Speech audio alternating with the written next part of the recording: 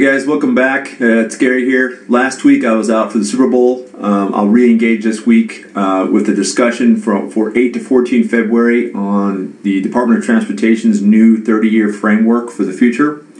Recently, Secretary Anthony Foxx announced the 30-year program to address our nation's aging transportation infrastructure, because let's face it, it's very outdated and they need some help. So he's asking for your feedback. First, he wants to define the problem. Of course, that's the biggest step in any process, is to first define the problem and to define it with very specific criteria. So what he's done is he's launched this Beyond Traffic 2045 initiative, which is basically an invitation to the American public, which includes people at all levels within the transportation network: users, developers, owners, and operators. To go ahead and come online and let policy officials who shape it have a conversation about the shape, size, and condition of the system that they deal with on a daily basis, and then how we together are going to meet the needs and goals of our nation for the decades to come, with 2045 as an ultimate benchmark. So I think this is a great thing that Anthony Foxx, I'm actually very impressed with him. He recently had a kind of like a town hall meeting with the executive chairman of Google, Eric Schmidt, on 2 February, and he kind of laid out the plan and talked about some of the details of the plan, and I was very impressed with this video. It's on their website. Check it out. There's a YouTube video directly on the website, www.dot.gov, and it'll take you right to it. Secretary Anthony Foxx lays out the entire plan and the entire initiative in detail. And then he's got a PDF file that's a couple, 200 or 300 pages, and we're going to get into it here in a second. It's got some great data charts that talk about how the population is expanding considerably over the next 30 years, up to 70 million people, and then how these mega regions are going to form, and then how transportations within the transportation network need to occur in order to accommodate this growing population, an aging population, and an outdated and deteriorating transportation infrastructure. So let's go ahead and take a look. Okay guys, so here's the infographic. It's about 272 pages, it looks like. I just went ahead and took some of them and then cut them out of the PDF file and put them into OneNote to navigate a little easier. I actually took about 4 or 5 of the infographics out, which I thought were value added, put those into OneNote so we can talk about them. I didn't put the whole thing in here, but just talked about a couple of the major talking points that Anthony Foxx highlighted in his brief to the executive chair for Google. Was that how we move things, how we move better, and then talking about adaptations in the 21st century with robotics and some of the other major topics.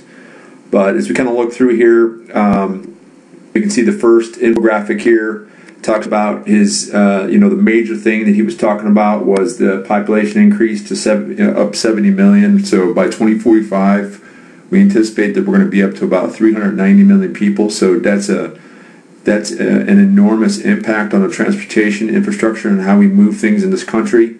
And then the shift to the mega regions and the shift of population centers. No real big surprises here.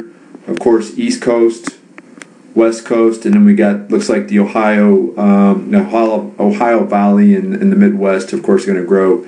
And of course the Gulf region down here with the oil and the Keystone Pipeline and how that's going to expand. Florida's always been heavy, so no really big surprise on the 11 regions, but on the mega region concept. But they have identified 11 mega regions that are linked by transportation and economics. So those are areas to be looked at. So as we move down, we talk about the economy. One of the big things here was how freight's going to become multimodal. It's already multimodal, of course. But the big thing is we're going to start to look. Right now, it's all driven. The lion's share, 13.2 billion in 2012, was driven by surface transportation or truck. That's going to expand. They want to expand that out to rail, and of course, waterborne is going to expand as well. And there's another slide for that as well coming up. And then as we move down here, we look at sizes. I've already kind of touched on this on my Honolulu Harbor expansion project. But the ships, the Super Panamax category is in, the amount of TEUs that a ship can carry is vital for, the global transportation infrastructure and how containers are moving. These 12 to 15,000 TEU ships are transforming the shipping industry. So right here you can see the ultra large is the one that we're actually moving to. And in fact, there's a widening project in the Panama Canal to allow for these vessels to navigate the Panama Canal. You can kind of see the threshold is 12 meters. 12 meters is 39.12 feet. Most ports have a draft of about 40 feet, some to 45. So you can see that ultra large category of vessel is going to be a major concern for most of the ports.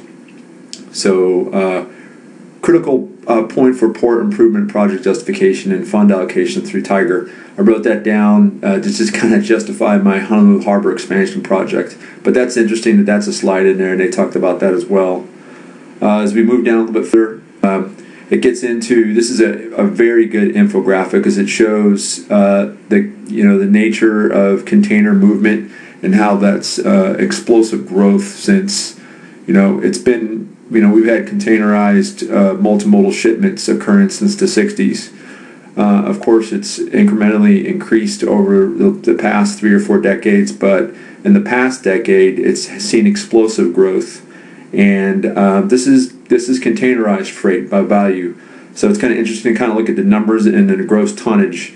Looks like our number one here is Houston. And initially, I thought maybe that was probably the oil at the Keystone, but it's not. So I would have thought it would have been probably maybe Long Beach or Norfolk, Hampton Roads, but surprisingly, first place for gross tonnage does go to Houston here. So a pretty interesting infographic to look at there, so you can kind of see where our freight is coming into this country through, what ports, the big 10 ports that are being leveraged. Hopefully, you'd like to see one over here. But Hawaii doesn't even make the info chart. And then the last one I want to talk about is technology in the 21st century and robotics, next generation, connected vehicles, and then of course that's for safety.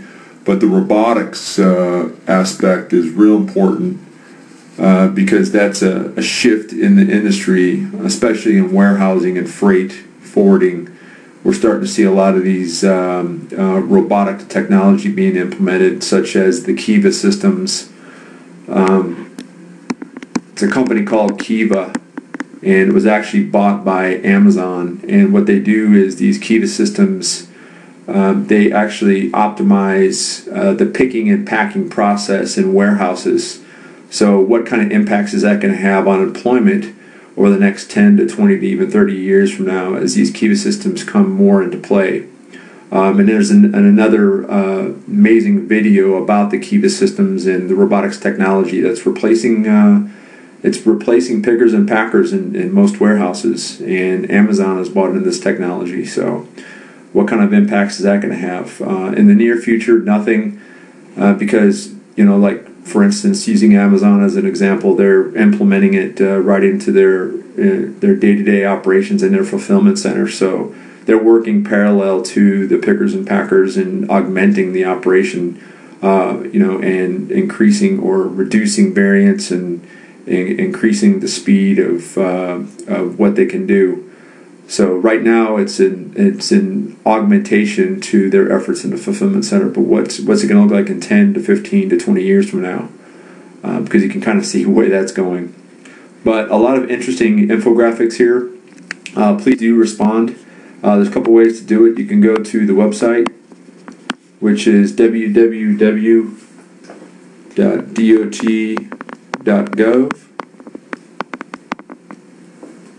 And you can also just email them directly at beyondtraffic@dot.gov. And that's a capital B.